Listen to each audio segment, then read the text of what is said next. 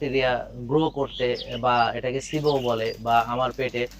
অনেক রকম বাজে ব্যাকটেরিয়াকে যখন কলোনি করে, তখন কিন্তু আমার সেটার উপরে আমার চেহারার মধ্যে চলে আসে সেই প্রভাবটা। আমাদের স্কিনটা নষ্ট হয়, আমাদের যদি অ্যালার্জি থাকে, এবং এই অ্যালার্জির জন্য লিকি গার্ডস, অর্থাৎ আমার গাটে যদি ইনফ্লামেশন থাকে বা ইনফেকশন থাকে, এগুলো কিন্তু আমাদের শরীরে পরবর্তীতে দেখা যাচ্ছে যে সেটা লিকি গার্ডস থেকে ধীরে ধীরে ইনফ্লামেশন থেকে পরবর্তীতে ডার্মাটাইটিস, সেটাও একটা বিরাট আমাদের ভূমিকা রাখে। তো আমাদের সুস্থ থাকার জন্য